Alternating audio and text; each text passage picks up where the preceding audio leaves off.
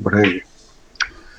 ओम विश्वानि देव सवितर्दुरितानि परासुव यद्भद्रं तन्न आसुव।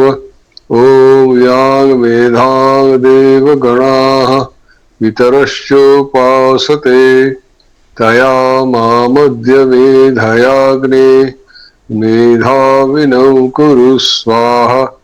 ओम सहनाव भवतु सहनौ भुनक्तु सह वीर्यं करवावहै तेजस्विनावधीतमस्तु मा विद्विषावहै। ओम शांति शांति शांति। हम लोग विष्णु सहस्रनाम स्तोत्र में पिछली बार हम लोगों ने 52वें श्लोक तक किया था। 52वां श्लोक था अतुलः शरभः भीमः समयज्यो हविर्हविः सर्वलक्षण लक्षण्यो लक्ष्मीवान समितिंजय। इनमें सभी नामों के अर्थों पर हम लोगों ने चर्चा की थी विस्तार से। आज इसका अगला श्लोक लेंगे। 53वां श्लोक है। विक्षरो रोहितो मार्गो हेतुर्दामोदरः सह वही धरो महाभागो वेगवान विताशना। इसमें भी लगभग 10 नाम है। विक्षरः रोहितः मार्गः हेतुः दामोदरः सह महीधरः महाभागः वेगवान अमिताशना। इस प्रकार से 10 नाम इस श्लोक में भगवान के 10 नाम पढ़े गए। अब इसमें एक एक नाम को लेकर के हम लोग चलते हैं और देखते हैं इन नामों का क्या अभिप्राय है, क्या अर्थ है। इन नामों के माध्यम से भगवान विष्णु की वो कौन सी विभूतियां हैं जिन पर प्रकाश पड़ता है। इसमें पहला नाम है विक्षरः। विक्षरः, इसमें वी उपसर्ग है, अक्षर धातु है। तो अक्षर संचलन एक धातु है जो भवादिगण में पढ़ा गया है, परस्मैपदी धातु है। क्षरति असरूप बनता है। क्षर संचलन है मतलब चलन, अपने स्वरूप से हट जाना को क्षर कहते हैं।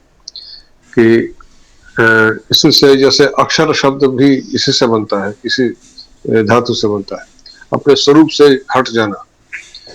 तो क्षरति स्वरूपात, तो अपने स्वरूप से जो हट जाए, संचलन मतलब हट जाए, वह अक्षर कहलाता है। और अक्षर अविद्यमान अक्षर यस्मिन यस्य सह, जिसमें यह क्षर अर्थात विचलन विद्यमान नहीं है। विगत अक्षरो मतलब नाश, अक्षर का मतलब वही है अपने स्वरूप से हट जाने का मतलब अपने स्वरूप का नष्ट हो जाना। जो अपने स्वरूप से कभी हटते नहीं, जिनके स्वरूप का कभी नाश नहीं होता, विगतः नाश यस्य असौ विक्षरा, जिसका कोई नाश नहीं है, जो अपने स्वरूप से अच्छा स्वरूप से च्युत हो जाने को, नष्ट हो जाने को अक्षर कहा। और जो क्षर भाव से रहित है अर्थात जिसमें यह क्षर भाव है ही नहीं, वह विक्षर कहलाता है। तो अक्षर और विक्षर ये दोनों समार्थक शब्द है, समानार्थक शब्द है। अक्षर ब्रह्म गीता में और दूसरे ग्रंथों में आपने पढ़ा है। तो ये जो अक्षर शब्द है वह जिस भाव में प्रयुक्त होता है, विक्षर शब्द का भी वही भाव है, जिसमें क्षर का जो भाव है अर्थात अपने स्वरूप से विचलित हो जाने का, अपने स्वरूप से हट जाने का, जिसमें कभी जो अपने स्वरूप से कभी हटता नहीं, तो वही विगत है। विगत है मतलब जो जिसका जो अक्षर भाव से जो रहित है, जो अक्षर भाव जिसका हट गया, चला गया, अक्षर भाव जिसमें है ही नहीं, अर्थात विचलन का भाव जिसमें नहीं, जो अपने स्वरूप में सदा सर्वदा स्थित है, वह विक्षर कहलाता है। विक्षरः विष्णु का एक नाम इस तरह विक्षर है। तो ब्रह्म को अक्षर शब्द से कहा गया है, तो यह विष्णु को विक्षर कहा है। दोनों समार्थक शब्द है। फिर कह रहे रोहित। रोहित है, रूह एक धातु है। रूह बीज जन्मनि प्रादुर्भावेच, यह भी भौतिकर में पढ़ा गया है। रूह धातु, रूह बीज जन्मनि प्रादुर्भावेच, जो इसे रोहती ऐसा रूप बनता है, परस्वपदी है रोहती। तो क्या है कि जब बीज को रोपण करते हैं तो बीज जन्म नहीं, उसमें से अंकुर उत्पन्न होता है। तो जो प्रादुर्भाव, जो बीज में से जब अंकुर फूटता है तो उसका रूप परिवर्तित हो जाता है। बीज से जो जन्म हो रहा है, तो रूह धातु से जो अभिप्राय यही है कि अब जैसे कोई भी बीज है, अब बीज का स्वरूप नष्ट हो गया और उसका अंकुर फूटा, तो जो वृक्ष, जो भी जिस वृक्ष का भी बीज है, चाहे वह वट वृक्ष हो, पीपल का वृक्ष हो, आम का वृक्ष हो, जामुन का वृक्ष हो, तो जो बीज से जब वह अंकुर फूटा तो बीज का अपना स्वरूप नष्ट हो गया और जो वृक्ष उसमें से प्रकट हुआ उसी को प्रादुर्भाव कहते हैं। मतलब वो उसका स्वरूप नष्ट होकर के वो दूसरे रूप में आ गया। तो यह तो रोहित इस प्रकार का यह अभिप्राय है। यहाँ पर रोहित का क्या मतलब कहा इन्होंने कि जो स्वयं नाना रूपों में प्रकट हो रहे हैं, जो यह जो कुछ है, अब वो बीज रूप में सब में है, तो जब प्रकट हो रहे हैं नाना रूप में वो प्रकट हो रहे हैं, तो जिस प्रकार से एक बीज से अलग अलग वृक्ष प्रकट होते हैं, जो बीज है उससे अलग अलग रूप में प्रकट हो रहे हैं, तो जो सभी बीजों का जो बीज है वह बीज जन्म, वही रोह धातु से रोहित बना है। और दूसरा रोहित का एक और अर्थ भी है। रोहित का अर्थ लाल रंग भी होता है और रोहित एक विशेष प्रकार की मछली का भी नाम है।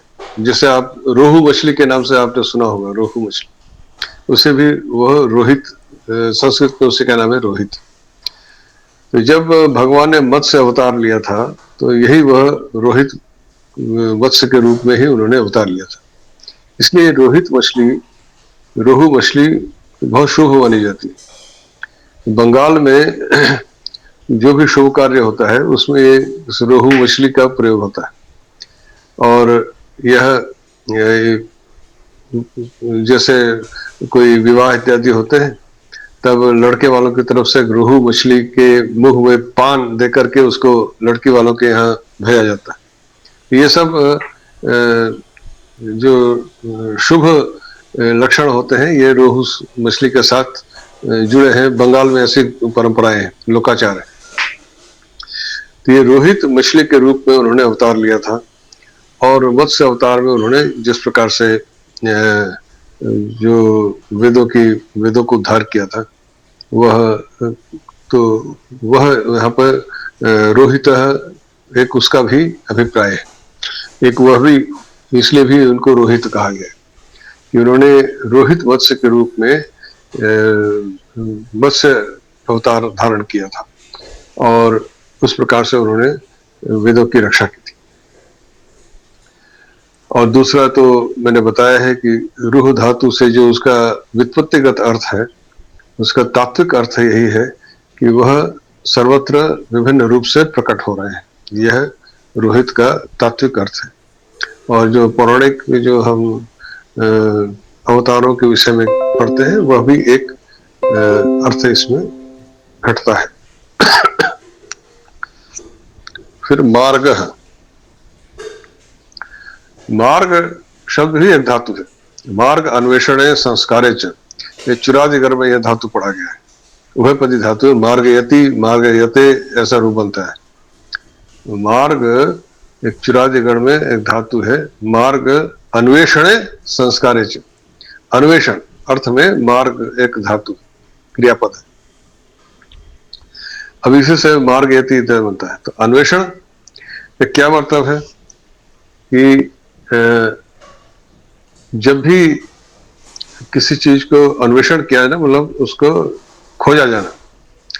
तो मुमुक्षु यदि मोक्ष जो चाहते हैं, मोक्षार्थी, मोक्ष चाहने वाले लोग उन्हीं को खोजते हैं। तो वह खोजने के वह विषय हैं, इसलिए उनको मार्ग कहा। तो मार्ग है मतलब जो जिनको खोजा जाना चाहिए, जिनको खोजा जाता है। तो भक्त या जो मुमुक्षु जो होता है, मोक्षार्थी, भगवान को ही खोजता है, तो इसलिए वो मार्ग है, उनको कहा गया। और दूसरा इसका अर्थ यह है, भगवान तो आनंद स्वरूप है और इसलिए मुक्ति की इच्छा रखने वाले उनको खोजते हैं, अन्वेषण करते हैं, इसलिए वह मार्ग कहलाता। दूसरा, किसी वस्तु को खोज करने वाला किसी पथ, किसी रास्ते से ही जाता है। जैसे आपको कोई लक्ष्य है, कहीं पर आपको पहुंचना है, तो उसके लिए एक रास्ता पकड़ेंगे ना, कोई रास्ता बनाएंगे। अगर रास्ता नहीं है तो रास्ता बनाना पड़ेगा, अन्यथा लक्ष्य में कैसे पहुंचेंगे। तो वह जो भगवान, जो आनंद स्वरूप भगवान की प्राप्ति जिनका लक्ष्य है, उनको प्राप्ति के लिए जो पथ है, मार्ग है, वो वही। तो यहाँ मार्ग का दूसरा अर्थ ये भी है कि वहां तक पहुंचाने वाले वह स्वयं तो है ही, अन्वेषण करने का जो लक्ष्य है वह स्वयं है, और वहां तक पहुंचाने वाला पथ भी वही है। ये मार्ग में दोनों चीजें निहित हैं, ये दोनों अलग अलग नहीं। उस मार्ग से पहुंच करके जब कोई पथ आप लेते हैं और कहीं आपको पहुंचना है, दिल्ली पहुंचना है, कलकत्ता पहुंचना है, तो एक रास्ता पकड़ेंगे, आप मार्ग पकड़ेंगे। तो जब वो मार्ग पकड़ेंगे, सही दिशा पकड़ेंगे और सही मार्ग पकड़ेंगे, तभी आप अपने लक्ष्य में पहुंचेंगे। तो ठीक ठीक मार्ग उनको पहुंचते, उन तक उनकी प्राप्ति के लिए जो ठीक ठीक मार्ग पथ क्या है, वो भी वही है। तो इसलिए दोनों ही बातें उनमें है, लक्ष्य भी वही है और लक्ष्य तक पहुंचने का मार्ग भी वही है। वही वहां तक पहुंचाते हैं, वही वो पथ दिखाते हैं, बताते हैं कि कौन सा पथ है कि पहुंचाने के। तो मोक्ष रूपी लक्ष्य तक पहुंचाने का, मोक्ष रूपी लक्ष्य भी वही है और वहां तक पहुंचाने का के पथ भी वही है, दोनों ही वो है। तो इसलिए उनको मार्ग कहा। मार्ग का अर्थ है अन्वेषण। यहाँ पे जो मार्ग धातु है उसका अर्थ है अन्वेषण। अन्वेषण मतलब खोजना। खोजते हुए कोई व्यक्ति एक रास्ता पकड़ता है और अपने लक्ष्य में पहुंचता है। तो वही आप इधर उधर पूछते हैं, भाई मैं वहां जाना है, कौन सा रास्ता पकड़ूं, तो यही आपकी खोजबीन होती है। तो लक्ष्य आपका निर्धारित है कि मुझे वहां पहुंचना है, उसके लिए आपने मार्ग पकड़ा, तो वह मार्ग भी वही है और लक्ष्य भी वही है। तो यह मार्ग का अर्थ है। फिर कहते हैं हेतु। हेतु यह भी एक ही धातु है। ही गतौ वृद्धौ च, यह स्वादिगर में पढ़ा गया है, हिनोति ऐसा रूप बनता है। ही, ह में छोटी की मात्रा ही, गतौ वृद्धौ च, अर्थात गति और वृद्धि, ये दोनों अर्थ इसमें होते हैं, और हिनोति ऐसा उसका रूप बनता है। अब इसी से हेतु शब्द सिद्ध होता है। उसमें कौन सा प्रत्यय इत्यादि लगते हैं वो और व्याकरण के विषय है, वो अधिक गहराई में जाने की आवश्यकता नहीं। पर जो मूल धातु है जिससे हेतु शब्द सिद्ध होता है वह गत्यर्थक धातु है। गति और वृद्धि दोनों शब्द, दोनों अर्थ इसमें घटते हैं। अब इसमें हेतु का फिर मतलब अर्थ क्या क्या निकलता है कि इसका अर्थ है कारण या उद्देश्य। संसार के निमित्त और उपादान कारण दोनों ही वही है। अब गति और वृद्धि का दोनों अर्थ इसमें है। आप अभी जो हमने इसमें देखा कि रोहित शब्द में बीज जन्मनी, उसमें हमने देखा कि बीज से अंकुर फूटता है, फिर धीरे धीरे वह बढ़ता है, वृद्धि को प्राप्त होता है। तो वह बीज वह कारण स्वरूप है, और वह बीज से जब अंकुर फूटता है तब वो वृद्धि को प्राप्त होता है। तो ही हेतु, अर्थात वह कारण स्वरूप से जब उसने दूसरा स्वरूप कारण से उसने कार्य रूप में परिवर्तित हुआ। बीज कारण है और वृक्ष उसका कार्य है, कार्य रूप। बीज कारण रूप है और वृक्ष उसका कार्य रूप है। जब इसमें परिवर्तित होते हैं दोनों, कार्य कारण से कार्य में, तो बीज का अपना स्वरूप समाप्त हो जाता है और वह कार्य में परिवर्तित हो जाता है। तो अब इसमें क्या है कि बीज और वह वृक्ष अलग अलग तो है, दोनों तो एक ही है, एक ही वस्तु है। तो यहीं पर वही कह रहे हैं कि निमित्त कारण उपादान कारण दोनों एक ही। जैसे कोई कुम्हार घड़ा बनाता है तो उपादान है मिट्टी, वह उपादान कारण कहलाता है जिससे घड़ा बना रहा, और निमित्त है वह कुम्हार जो उस घड़े को बना रहा है।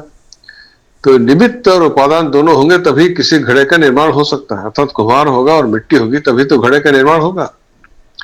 अब यहाँ इस विश्व संसार का जो निर्माण हुआ तो उसका उपादान क्या है, किस चीज से इसका निर्माण हुआ, कौन सी वस्तु थी जिससे इस जगत का निर्माण किया गया, और किया किसने, वो कुम्हार कौन है जिसने इसका किया।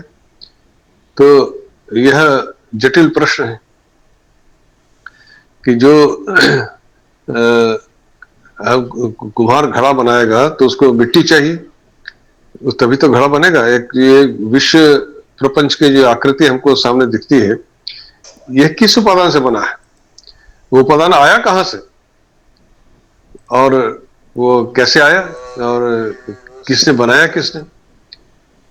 हम लोगों ने कि जब हम लोग विद्यार्थी थे तो साइंस में पढ़ाया जाता था एलिमेंट, बेसिक एलिमेंट, जैसे लोहा, सोना, तांबा, चांदी, उसमें यही पढ़ाया गया था, शुरू में यह पढ़ाया गया कि ये न तो क्रिएट किया जा सकते हैं न डिस्ट्रॉय किया जा सकता, न तो इनको बनाया जा सकता है न ही इनको नष्ट किया जा सकता है।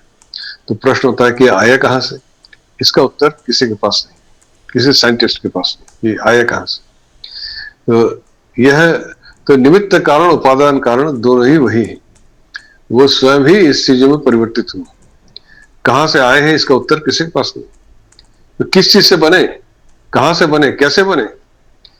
हम लोगों ने साइंस में यही पढ़ा था ना कि जो एलिमेंट है, जो मूल धातु है, वह न तो क्रिएट किया जा सकता है और न ही डिस्ट्रॉय किया जा सकता है। तो फिर आए कहां से, यह प्रश्न का उत्तर किसी में। तो वही निमित्त कारण उपादान कारण दोनों। तो हेतु इसलिए कहा कि जो कुछ हमें दिख रहा है उसके हेतु वही है, अर्थात निमित्त कारण भी वही है, उपादान कारण भी वही, सब कुछ वही अपने आप में परिवर्तित हुए हैं। तो ही धातु का जो मूल उसका भाव है, उसका अर्थ है गति और वृद्धि, वह इसी बात को दिखाता है कि जो बीज रूप में वो है और ये जगत रूप में वो अभिव्यक्त हो गए। तो बीज भी वही है, जगत भी वही है। तो जैसे एक बीज जब वृक्ष में परिवर्तित होता है तो वह उसका कार्य रूप होता है, और दोनों ही एक ही है, बीज को वृक्ष से अलग नहीं किया सकता। जो बीज है वही वृक्ष, उसी बीज का एक व्यक्त स्वरूप, वह सूक्ष्म रूप से उस बीज में के भीतर विद्यमान है। तो वही कारण रूप वही है और उसका व्यक्त रूप भी वही है, जो कार्य स्वरूप भी वही। तो यह हेतु का अर्थ हुआ। फिर दामोदर, दामोदर है, इसमें दो शब्द है। दाम उदरे यस्य सह, दाम का मतलब होता है बंधन साधन। दाम शब्द की व्युत्पत्ति बता दूं आपको। दो अवखंडने एक धातु है, दिवादिगण में पढ़ाया गया था, द्यति उसका रूप बनता है दो, द में ओ की मात्रा, दो अवखंडने, यह एक धातु है। और इसी में एक प्रत्यय करके दामन नपुंसक में बनता है, दाम, दामन नकारांत नपुंसक शब्द है। जैसे नामन वैसे दामन, वैसे नकारांत नपुंसक शब्द। तो दाम, दाम का अर्थ क्या है कि दाम का अर्थ होता है रस्सी। यह जो प्रत्यय है उसको लगा करके जो इसका अर्थ बनता है, कुछ प्रत्यय है जिनसे उसका अलग अर्थ बन जाता है। रस्सी से खंडन तो नहीं होता, पर इसका अभिप्राय क्या है जान लीजिए, समझ लीजिए। रस्सी का निर्माण कैसे होता है? रस्सी तो बहुत लंबी है, मतलब कई जैसे 100 मीटर 20 मीटर बहुत लंबी हो सकती, पर रस्सी बनाई कैसे जाती थी? उसमें छोटे छोटे धागों से मिलकर के रस्सी बनती, घास फूस जो रस्सी बनती, जो रस्सी बांटने वाले होते थे पहले, जो रस्सी बनाते थे, एक नारियल की रस्सी हम कहते थे ना, तो वो जो तिनके होते हैं वो जुड़ जुड़ करके रस्सी बनती। तो खंडित छोटे छोटे टुकड़े होते हैं जो जुड़ करके इतनी लंबी रस्सी बन जाती, और वह इतनी मजबूत होती है कि उसे हाथी भी बांधा जा सकता है। तो आप सोचिए इस शब्द के भीतर में क्या भाव छिपा हुआ है। दामन जो रस्सी कहा, उसका अभिप्राय क्या है कि उसमें दो अवखंडने का मतलब क्या है, जो खंडित जो टुकड़े टुकड़े जो हैं, घास के टुकड़े हैं, तिनके हैं, उनको जोड़ जोड़ करके लंबी रस्सी बन जाती, और उससे संपूर्ण एक हाथी को, पशु को बांधा जा सकता है। तो यहाँ पर दाम का रस्सी से क्या अभिप्राय है कि यह जो संपूर्ण जगत है, इसमें उनकी माया रूपी रस्सी से बंधा हुआ है। उस रस्सी से क्या करते हैं? हम किसी पशु को बांधते हैं, किसी चीज को बांधने के लिए तो रस्सी है। रस्सी का उपयोग और क्या है? रस्सी का उपयोग यही है ना, किसी चीज को बांधा जाए, यही रस्सी का उपयोग है। रस्सी का और तो कोई उपयोग है नहीं, किसी चीज को बांधने के लिए रस्सी का उपयोग होता है। तो यहाँ पर रस्सी क्यों कहा? वो माया रूप रस्सी से उस संपूर्ण जगत को उन्होंने बांध रखा है, और वह जो जगत को उन्होंने बांध रखा है वह उनके उदर में है। उदरे यस्य दामन, दाम उदरे यस्य सा, जो दाम मतलब बंधन साधनम, उदरे यस्य सा, उदर मतलब उनके भीतर है। वो रस्सी उनको नहीं बांध सकती, उन्होंने उस रस्सी, माया रूप रस्सी से समस्त जगत को बांध रखा है, वो उनके भीतर है, वो उसका स्वामी। यह अभिप्राय उदर में है, उनके उनके भीतर है। तो दाम उदरे यस्य। तो अब यह एक इसका तात्विक अर्थ है कि उदर का अर्थ होता है कि शरीर का मध्य भाग, यानी नाभि और आपका जो वक्ष स्थल है उसके बीच का जो अंश है वो उदर कहलाता है। एक दामोदर कृष्ण को भी कहते हैं, क्योंकि जो दाम का मतलब रस्सी, और आप जानते हैं कि जब बाल कृष्ण को उनकी शरारतों से तंग आकर के माँ यशोदा ने उनके कमर में रस्सी बांधी थी, रस्सी बांध दी एक ओखली के साथ, और वो अपना जो है बालक उसको लेकर के रस्सी के साथ ही चलने लगे, जो कहते हैं ना अपने हाथ पैरों से बच्चा जैसे चलता है। चलते चलते दो वृक्ष थे जो देवता थे, शापग्रस्त थे। वो वृक्ष थे जो यमल और अर्जुन, दो वृक्ष थे, यमल और अर्जुन। तो वृक्ष की जोड़ी थी, उनके बीच में से निकल गए, तो रस्सी तो निकल गई, फिर वो जो ओखली थी वो उसमें फंस गई आकर,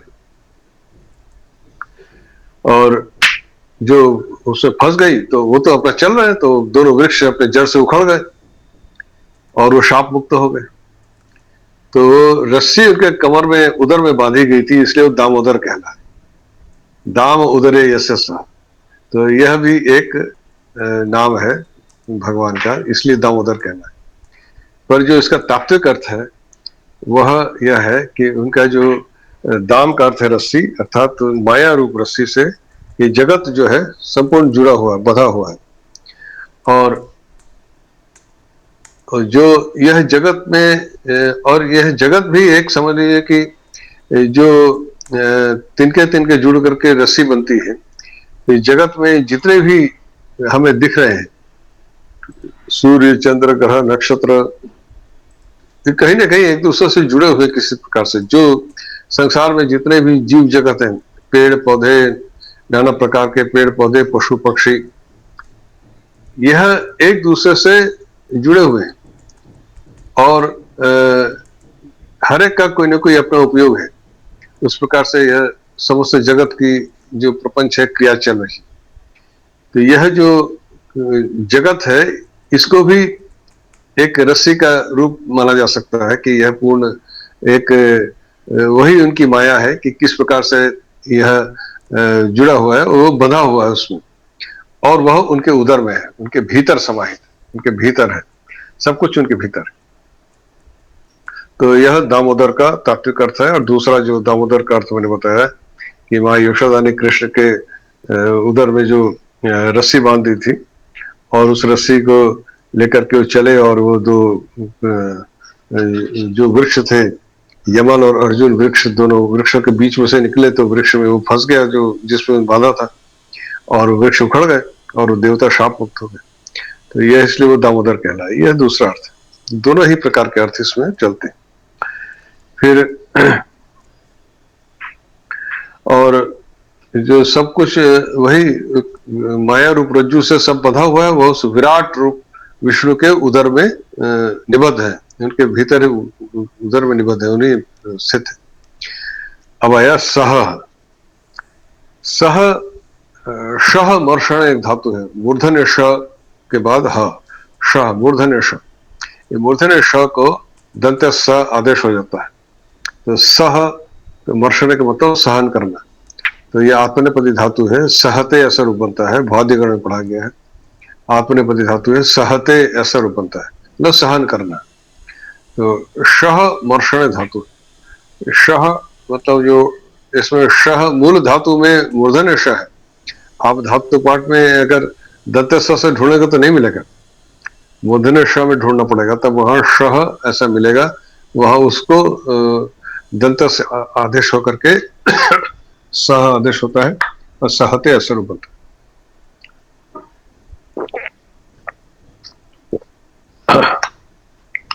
तो सह का मतलब क्या है? इसमें एक अच प्रत्यय करके सह शब्द बनता है। इसका अर्थ होता है जो सबको सहन करे, वह सह, जो सबको सहन करे। तो सबको सहन करने का क्या अभिप्राय क्या है यहाँ पर? वो क्या सहते हैं? तो वो तो मतलब जो सहना तो तब होता है ना कि जब कोई दो हो, कोई आप हमें मारे पीटे तो उसका कष्ट हम सहन करते हैं। तो अब उनको ऐसा क्या है जो वो सहन करते? अब यहाँ सहन करने का अभिप्राय यह है कि वो सदा सर्वदा सम अवस्था में रहते हैं, अर्थात सम रूप, अर्थात जिनमें कोई विकार नहीं है। वह उनके लिए जो सदाचारी और दुराचारी दोनों ही उनके लिए एक समान है। जैसे सूर्य का प्रकाश सर्वत्र पड़ता है, वह गंगा जल, दो घड़े रखे, एक में गंगा जल है, एक में मदिरा है। तो सूर्य का प्रकाश तो दोनों में पड़ेगा, पर सूर्य का प्रकाश उससे मलिन नहीं होता। उसी प्रकार चाहे कोई व्यक्ति सदाचारी हो या दुराचारी हो, उनका वो सबके प्रति समभाव उनका रहता है। यही सह का अभिप्राय है। और वह हर व्यक्ति अपने अपने कर्म के अनुसार फल प्राप्त करता है, उसमें उनका कुछ भी नहीं। वह न तो सदाचारी के प्रति उनका कोई प्रेम है और न ही दुराचारी पर उनका कोई क्रोध है। जो जैसा आचरण करेगा, जैसा कर्म करेगा, तदनुसार वो फल प्राप्त करेगा। वो फल अपने कर्म अनुसार वो फल प्राप्त करता है। वो सबके प्रति उनकी समदृष्टि, समअवस्था है। इसी को सह का यह अभिप्राय है कि अर्थात वह न किसी सदाचारी से प्रेम करता है और न ही किसी दुराचारी पर उसको क्रोध करता है। वो केवल सबको उनके कर्मानुसार फल प्रदान करता है। जो भी जैसा है उसको अपने कर्म के अनुसार फल प्राप्त होता है, और वह एक सम अवस्था में रह करके, क्योंकि जैसे अभी हमने एक दृष्टांत देखा कि एक घड़े में गंगा जल है, दूसरे घड़े में मदिरा है, दोनों में सूर्य का प्रकाश पड़ रहा है, तो सूर्य का प्रकाश तो उससे बने नहीं होता, उसका मदिरा या गंगा जल का प्रभाव उसमें नहीं होता, तो दोनों के लिए समभाव है। तो ये सह का यही अभिप्राय है, तो दोनों को सह रहा है, अर्थात दोनों को वह एक प्रकार से है, एक ही समदृष्टि दोनों के प्रति, यह सह का अर्थ है। फिर महीधर, मही मही शब्द को देखें, फिर धर शब्द को भी देखेंगे। मह पूजायाम एक धातु है, यह बहुत जगह में पढ़ा गया है, महति इसका रूप बनता है, मह पूजायाम, पूजा मतलब किसी का सम्मान करना, बड़प्पन, इससे महान शब्द, महत शब्द इससे सिद्ध होता है, उसी का यह महाभागा, अगला जो नाम है महाभागा, उससे फिर यह शब्द आएगा, इसे मह शब्द से ही महान, महती इत्यादि शब्द से मही शब्द भी उसी से सिद्ध होता है। तो मही का मतलब जो पूजा करने योग्य है, तो मही का अर्थ पृथ्वी है, और मही जो शब्द बनता है उसकी अपनी विशालता के कारण, मह पूजायाम उसकी पूज्य होने के कारण मही, पृथ्वी एक देवता के रूप में भी पृथ्वी को माना गया है, तो पृथ्वी को मही कहते हैं। तो पृथ्वी मही धरः, महीम धरति इति महीधर, तो महीम धरति तो मतलब क्या है, महीधर पर्वत को भी कहते हैं, महीधर पर्वत का भी नाम।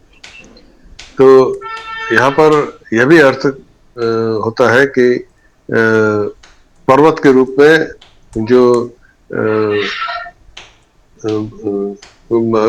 पृथ्वी को धारण कर रखा है, पर्वत के रूप, यह एक अर्थ होता है।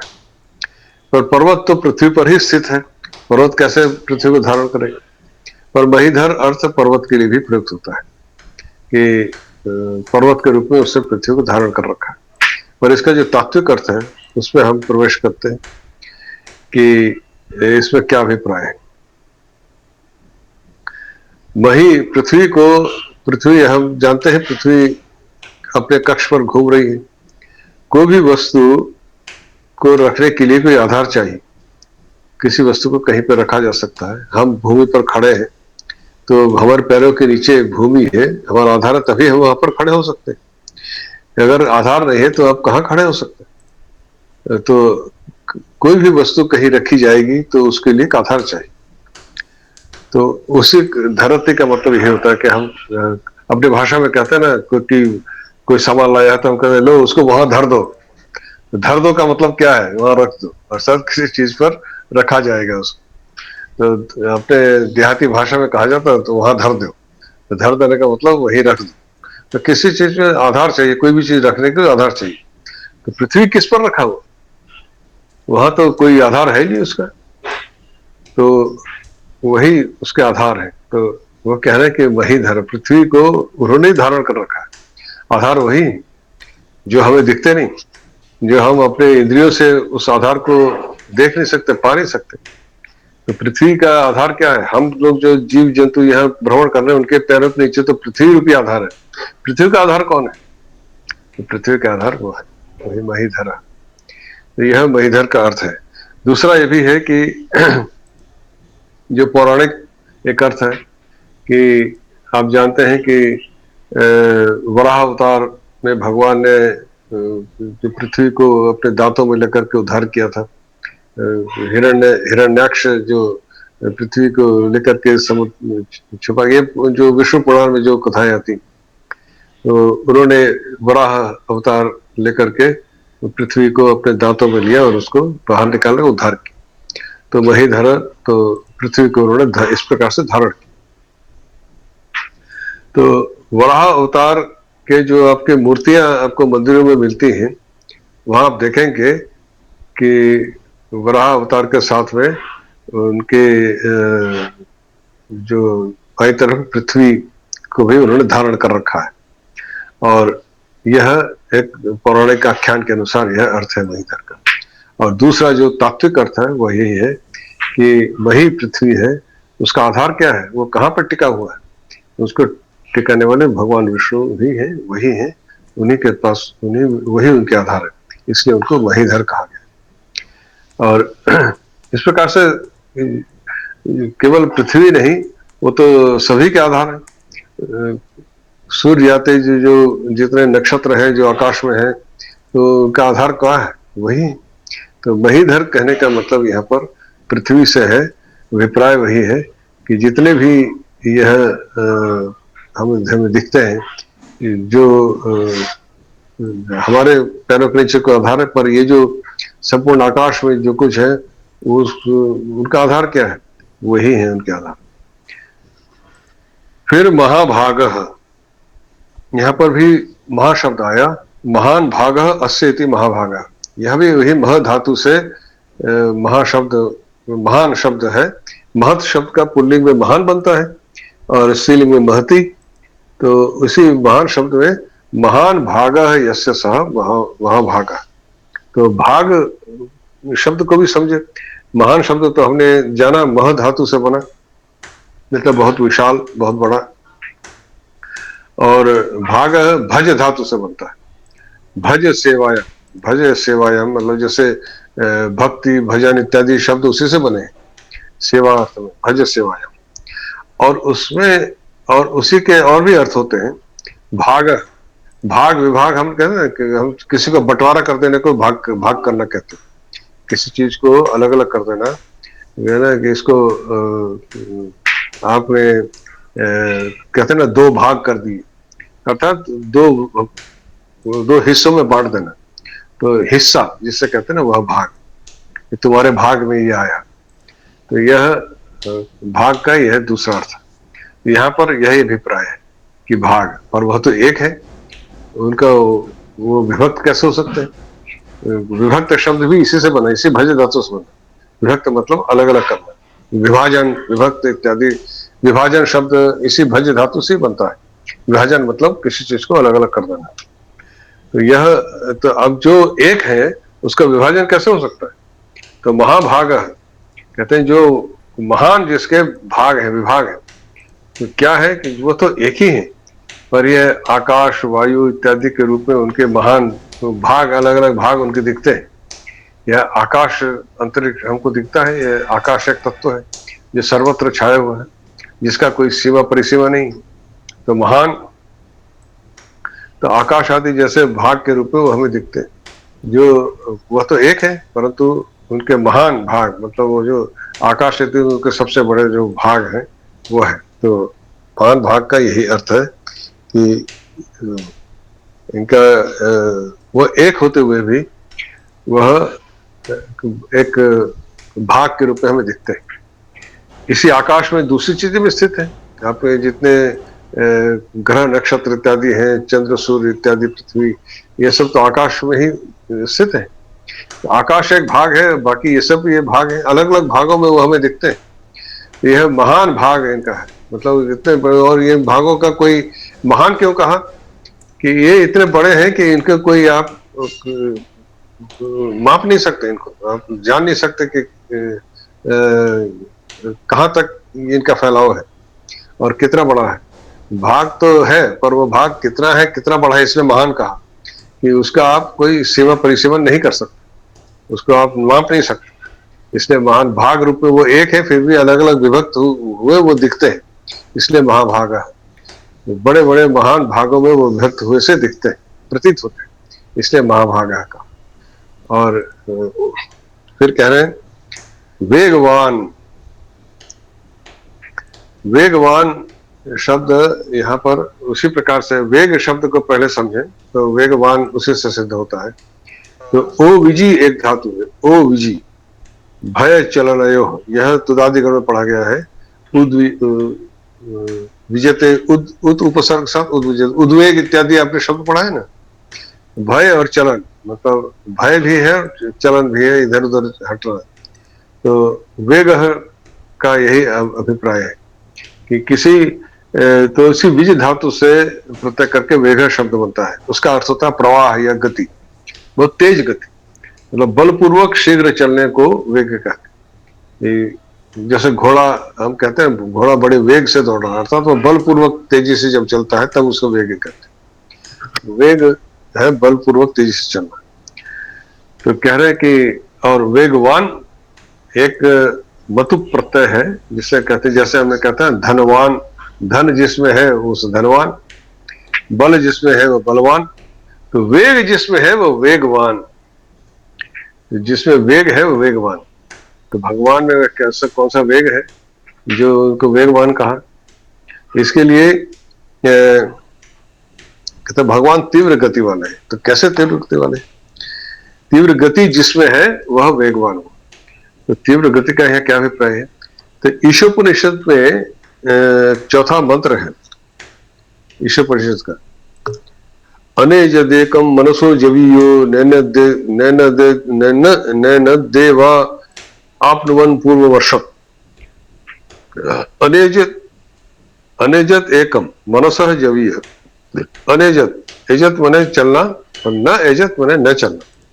वो न चलते हुए भी, वो चलता नहीं, अनेजत वो चलता नहीं, वह एक है, एकम एक है, वो चलता नहीं, फिर भी मनसा जवी है, जवी है जूंग गति, जूंग एक धातु, वह भी बलपूर्वक चलने के अभिप्राय में। मनसा जवी है, मन से भी अधिक वेग वाला है। तो क्या कह रहे हैं कि जो हमारी इंद्रियां हैं उसको ओवरटेक नहीं कर सकती, मतलब आप टू वन अर्शक, वो आप कहीं भी पहुंचेगा, मन जहां भी जाएगा वो वहां उससे पहले से पहुंचे हुए। न एनद देवाह आपनुवन पूर्वमर्शक, न एनद देवाह मतलब कोई भी देवाह मतलब इंद्रियां, देवाह का मतलब जो उपनिषद का मंत्र है वही मैं बता रहा हूँ। देवाह का अभिप्राय है इंद्रियों से, तो हमारे मन में ही सारे इंद्रियों निहित है। तो यह जो मन है यह न एनद देवाह आपनुवन पूर्वमर्शक, जो उसको आपनुवन मतलब उसको प्राप्त नहीं कर सकते, उसको जैसे कहते हैं, जैसे आप गाड़ी चलाते हैं ना, एक गाड़ी दूसरे गाड़ी को ओवरटेक कर लेती है, तो इसको कोई ओवरटेक नहीं कर सकता। तो मन कहीं भी पहुंचेगा पूर्वमर्शक, वह पहले ही वहां पहुंचा हुआ है, वो उसके पहले ही वहां पहुंचा हुआ है, तो मन से भी अधिक गतिशील है। तो वेगवान यहाँ पर यह अभिप्राय है कि मन से भी अधिक गतिशील है, इसलिए इसको कहा वेगवान। तो यह जो इसका जो उपनिषदों का जो मंत्र है, समझिए कि वे ही इसमें इन नामों में निकल के आते हैं। उपनिषदों के मंत्रों का जो भाव है उस एक नाम के भीतर वह संपूर्ण मंत्र का जो भाव है वह कह दिया गया। तो ये जो विष्णु सहस्त्र नाम में एक एक नाम है वो अत्यंत भाव गंभीर है, उसमें बहुत गहरे भाव हैं। उपनिषद मंत्रों में जो भाव है वे ही इसमें छिपे हुए हैं, और वो जब हम इसको गहराई में इसके जाते हैं तो वे ही उभर करके सामने आते हैं। अगला है अमिताशनः। न मितम अमितम, यह मां धातु से निष्पन्न होता है। मां माने, यह अदादिगण में पढ़ा गया है, माती इससे प्रमाण इत्यादि शब्द इससे बनते हैं। मापना जिससे कहते हैं ना, मापना, तो मापा किससे जा सकता है? जिससे कोई डायमेंशन हो तभी तो उसको मापा जा सकता है, जिसकी कोई लंबाई चौड़ाई होती तभी उसको मापा जा सकता है। तो अमित मतलब वह अमित है, मतलब जिसका कोई सीमा नहीं।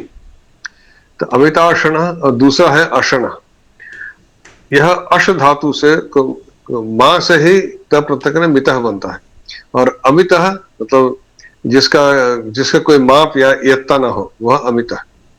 और अश एक धातु है, अश भोजन है, यह क्रियादिगण में पढ़ा गया, अशनाति रूप बनता है। अश भोजने क्रियादिगण में पढ़ा गया है, अशनाति इसका रूप बनता है, अर्थात खाना। तो अमिताशना मतलब जो तो अशना मतलब जिसके द्वारा खाया जाए, अश्यते अनेन, जिसके द्वारा खाया जाए। अब यह क्या खाते हैं? तो अमित अशनः, जिनका जो खाना है वह बिल्कुल अमित है, मतलब हम तो भोजन करते हैं, हमारा पेट भर जाता है तो उसके बाद आप नहीं खा सकते। इनका भोजन अमित है, मतलब उसका कोई सीमा नहीं, इसका कोई परिसीमा नहीं, यत्ता नहीं। तो क्या अभिप्राय है इसका कि जो संहार के समय में जब ये सृष्टि हुई, स्थिति हुई, फिर लय होता, हम जानते हैं संहार भी वही करते हैं। संहार के समय में ये संपूर्ण विश्व को खा जाते हैं, यह अभिप्राय है अमिताशना। और विश्व का कोई सीमा परिसीमा हम जानते नहीं कि वह अमित है। इस विश्व का तो कोई अनंत है, ये विश्व, इससे अनंत, इसका कोई समय, तो अमित अशना, तो अमित मतलब जिसका कोई सीमा नहीं। इस जब संहार के समय जब संपूर्ण विश्व को वह खा जाते हैं, जो अश्नाती थी, संहार समय विश्व अश्नाती थी अमिताशना, संहार के समय संपूर्ण विश्व को वह खा लेते हैं। मतलब खा लेने का मतलब यही है कि उनके भीतर वह समा जाता है। हम जैसे दाल चावल खाते हैं ऐसे तो नहीं खाते ना, पर अभिप्राय यही है, वह उनके भीतर समा जाता है सब कुछ। तो संहार का मतलब है उनको खा जाना। तो जब कोई पशु दूसरे को शिकार करता है, उसको पहले मारता है तभी तो उसको खाता है। तो समग्र विश्व का लय जो होता है, उसको नाश होता है, तब वो उसमें लय हो जाता है। तो यह विश्व चूंकि अनंत है, उसको अमित कहा, तो उसको अमिताशन है, इस अनंत विश्व को वह खा जाते हैं। और वह अनंत को अनंत ही खा सकता है, वही खा सकते हैं, आप तो नहीं खा सकते। हमारा तो जितना भी भोजन है, जितना भी आपके उदर की क्षमता है, उससे ज्यादा खाएंगे तो बीमार पड़ जाएंगे। तो आप उतना ही खा सकते हैं जितना आपका शरीर ले सकता है। तो आपका तो मित है, मतलब सीमित भोजन आप कर सकते हैं, पर उसका अमित भोजन है। सीमित और अमित ये आप समझ लीजिए वही है। तो जो एक जिसकी सीमा होती है वो सीमित है, जिसकी कोई सीमा नहीं वो अमित है। वह अमित जिसका भोजन है, जिसकी कोई सीमा नहीं। तो इसके साथ ही हमारा यह श्लोक समाप्त होता है। विक्षरो रोहितो मार्गो हेतुर्दामोदर सह वही धरो महाभागो वेगवान अमिताशना। ये 10 नाम इसमें आज हमने पढ़े, और अगली बार हम इसके अगले श्लोक में पढ़ेंगे। और इन श्लोकों में जो हमने नाम पढ़े हैं, इन नामों को गहराई से इस पर आप मनन करेंगे तो पाएंगे कि इन नामों की महत्ता हमें एक जो विश्व के जो एक अनंत रूप है, विश्व के जो भगवान तो अनंत है, उनको नामों से बांधा नहीं जा सकता। ये तो 1000 नामों से उनको कहा गया है, पर उनको कितने भी नाम करो, कितने भी किसी प्रकार को उनको कोई एकता नहीं हो सकती। कोई कि यहाँ इतने नामों से उनको बता दिया गया, अब और कुछ नहीं कहा सकता। वो इतना है कि उसको कभी समाप्त किया नहीं सकता। वो 1000 नामों के माध्यम से केवल एक आभास देने का प्रयास किया गया है कि वह क्या है, उसका एक आप धारणा कर सके कि उसको, ताकि उस पर अपने मन को लगाएं, केंद्रित करें। हाँ, अमिताभ जी कुछ पूछ रहे हैं, अमित जायसवाल। जी सर, प्रणाम आपको। सर, जो विक्षरो वाला नाम है, तो इसमें हाँ क्षर तो समझ में आता है सर, और जो ये वी वाला जो उपसर्ग लगा है, तो हाँ, ये सर मतलब विशिष्ट के लिए, स्पेशल के लिए होता है ना वी? नहीं नहीं नहीं, ये वी का कई होते हैं अर्थ है। यहाँ पे विगत अक्षर है, यस, जो अक्षर जिसका विगत हो गया, चला गया, यहाँ यह अर्थ। विशिष्ट अर्थ भी होता है कहीं पर, जैसे विशेष, विशेष अर्थ भी होता है, पर ये उपसर्गों के अलग अलग अर्थों में प्रयुक्त होते हैं। यहाँ विगत अर्थ में किया गया समास है। यहाँ पर विगत क्षरा यस्य सह, तो इसको प्रादि समास कहते हैं। वो समास के कुछ नियम है उसके अंतर्गत है। मतलब ये इसमें वाला, जी क्षमा करिए, बोलिए सर।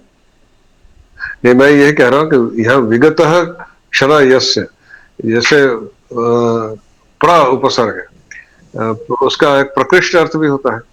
परंतु आप जैसे प्राचार्य के शब्द प्रयोग करते हैं, प्राचार्य, हम्म। तो प्रगतः आचार्य है, तो वो प्राचार्य होता है, प्रगतः है इसमें। तो ऐसे वो यहाँ विशिष्ट न होकर के विगतः, तो प्रगतः विगतः, तो इस प्रकार से उसके समास होते हैं अलग अलग। इसको, ये समास के कुछ प्रकरण है, उसमें उस प्रकार से अर्थ होते हैं। जी। तो अब वो व्याकरण का विषय है, उसमें बहुत गहराई में ठीक सर। अभी बताया नहीं जा सकता, समझ में भी नहीं आएगा। पर यहाँ ये इतना जान लीजिए कि दोनों प्रकार के अर्थ हो सकते हैं, वो अलग अलग प्रसंग के अनुसार उसका अर्थ होता है। यहाँ पर इसका अर्थ होता है विगतः, मतलब जो चला गया, बीत गया। विगतः अक्षरा यस्य सः, जिसका कोई अक्षर से रहित, यही अभिप्राय है, जिसमें अच्छा अक्षर भाव जिससे चला गया।